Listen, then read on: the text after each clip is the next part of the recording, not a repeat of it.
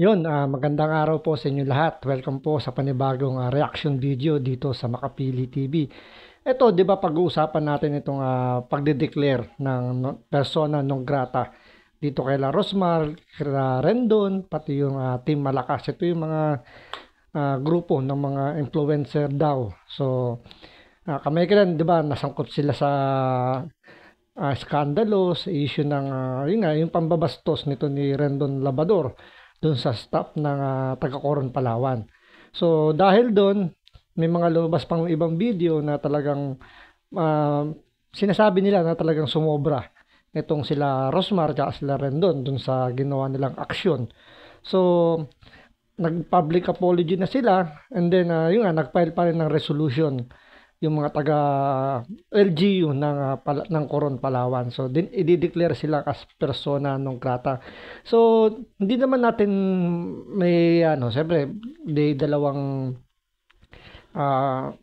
laging istorya yan, laging may dalawang versions. Pero mas umaangat yung talagang sinasabi nila na itong grupo nga nila Rendon nambastos doon sa taga Coron Palawan. Pero ano ba yung ibig sabihin ng persona non grata? So siyempre marami sa atin na ang medyo nalilito tsaka medyo curious, ano ba yung persona non grata?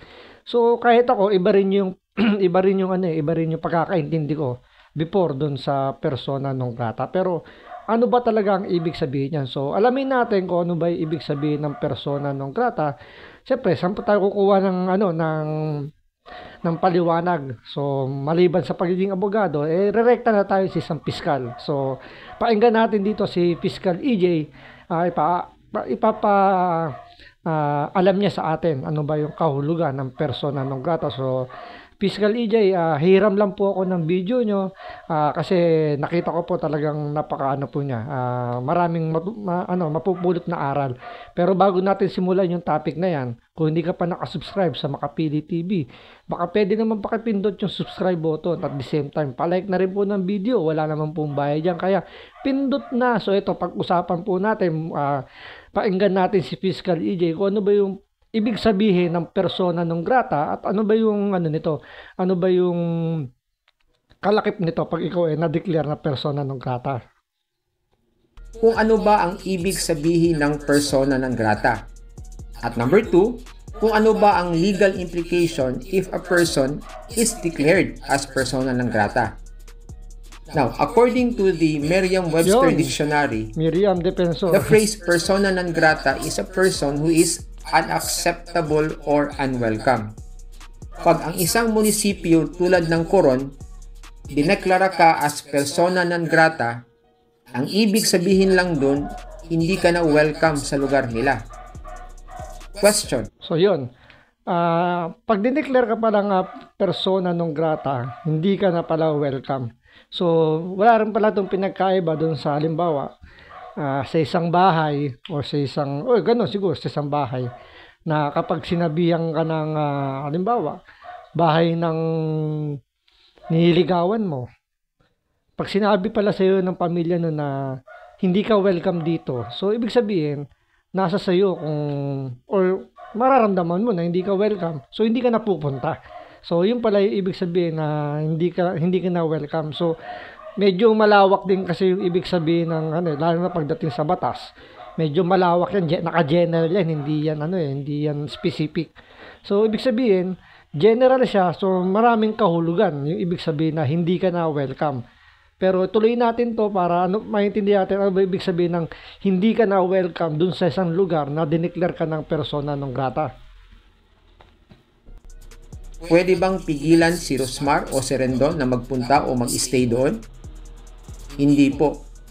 Kahit na idineklara na sila as persona non grata, hindi sila maaaring bawalan mag-travel doon.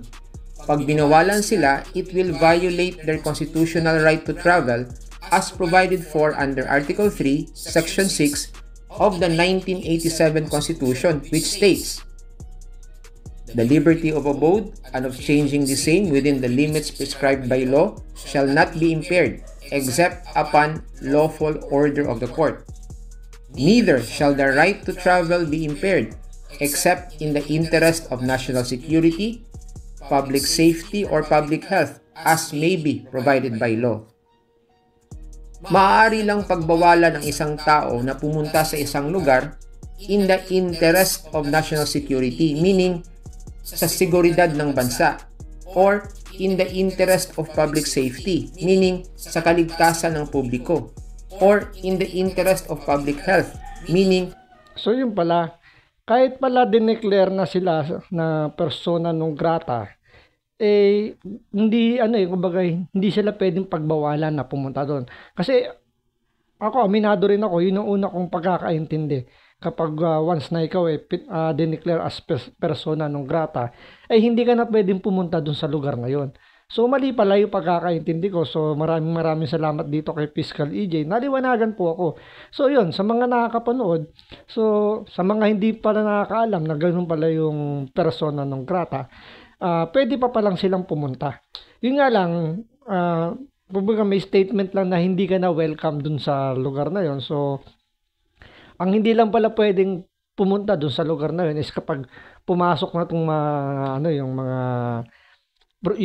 yung sinasabing dahilan para hindi ka papasok, pakapunta doon o makapasok sa lugar na yun is kung ito nga kung nakalagay ito interest ng public health, public national security, public safety, public health, and may be provided by law. So ibig sabihin, kapag halimbawa dinimanda ka at sinabi ng korte, pag korte mismo yung nagsabi na hindi ka na pwede pumunta doon sa lugar na yun, so doon pa lang yung time na pwede ka nang arestuhin. So parang rin to, parang ang humihingi rin ng barangay protection order, 'di ba? Yung hihingi ka ng tulong na hindi makalapit yung isang tao na to doon sa area.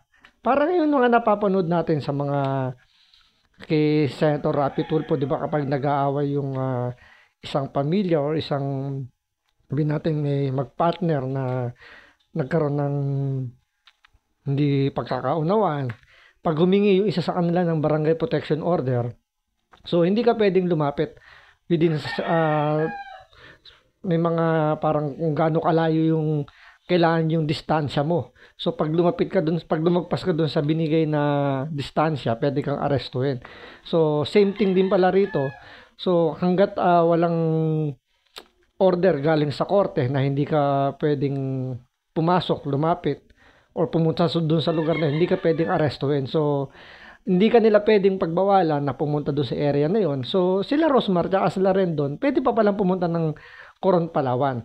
Yun nga lang, pwede na siguro silang doon, hindi pansinin, pwede rin siguro silang yung hindi bigyan ng atensyon dahil nga hindi na sila welcome. Parang ipaparamdam lang sa'yo na hindi ka welcome. Pero hindi ka nila pwedeng sabihan na bawal kasi malalabag naman yung karapatan nila dahil base rito kay Fiscal EJ. Kumbaga yung right mo to travel mababiolate. So meron tayong batas na hindi ka pwedeng pigilan na mag-travel. So purely parang parang statement na sinasabi lang nila ng mga taga-Coron, Palawan na hindi ka lang welcome. So, napaka-basic lang pala ng ibig sabihin. So, hindi naman pala masyadong, hindi masyadong malalim intindihin yung persona non grata. So, mali yung pagkakaintindi ko. At saka nung iba na ang pagkakaintindi, bawal ka nang pumunta doon sa isang lugar kapag na-declare ka as persona non grata. Sa kalusugan ng publiko o sa mas nakararami, base sa kung ano ang nakasaad sa batas. For example, during the COVID-19 pandemic, pinagbabawalan ang taong may COVID-19 virus na mag-travel in the interest of public health. Any person who was found that time to violate the prohibition will be held or would be held criminally liable under Republic Act 11332. Another question, pwede ba silang arestuhin pag pumasok sila sa lugar kung saan sila idineklara as persona non grata? Hindi po, maliban na lang kung gumawa sila ng krimen doon. Last question, pwede ba silang pwersahin na umalis sa lugar kung saan sila idineklara as persona non grata? Hindi rin po. The constitutional right to travel necessarily includes the right to stay in the place where they want to stay, to be curtailed only in the interest of, to reiterate, national security, public safety, or public health. A declaration that a person is persona non grata, therefore, is merely a political statement that a person is officially disliked and unwelcome in that particular place. Nothing more, nothing less. So yun lang pala. More on ano lang talaga siya, statement lang. Or yun nga, kumbaga, hindi ka tinanggalan ng karapatan kasi nga meron tayo sa konstitusyon natin na right to travel. So hindi ka nila pala pwedeng pagbawalan, hindi ka nila pwedeng arestuhin, hindi ka nila pwedeng kasuhan, hindi ka nila pwedeng gawan ng hindi maganda kahit na dineclare kang persona non grata dahil kumbaga ano lang to, statement lang, parang sa pamilya, di ba, na halimbawa may isang prodigal son na sabihin hindi ka na welcome dito sa bahay na to. So nasa sayo na lang yun kung pupunta ka pa o hindi na. Kasi kung pupunta ka, pwedeng i-ignore ka lang nila. Oo, makakapasok ka sa loob ng bahay, pero alam mo yun, yung hindi ka napapansinin, hindi ka naasikasuhin, pagkain mo, yung mga gamit mo, medyo, kumbaga, ikakat na. So, ganun lang pala yung pagkakaparehas dito sa persona non grata na, kumbaga, kung matigas yung mukha mo na pumunta dun sa lugar na dineclare ka as persona non grata, pwede. So, parang ano to, patigasan lang ng mukha. So, patibayan lang din ng dibdib. Kasi nga, hindi ka naman pala pagbabawalan. So, siguro, may maririnig ka siguro mga salisalita ng mga taga doon kung sakaling bumisita ka. Pero siyempre, sa karakter naman nila. So, hindi natin sasabihin kung sino. Pero, alam naman natin merong mga vlogger talaga na matitigas ang mukha kahit na ma-declare silang persona non grata. Pwede lang i-challenge yung pagpunta doon sa lugar na yun. Kasi nga, hindi naman pala sila pinagbabawalan ng batas. Hindi naman sila tinatanggalan din ng karapatan.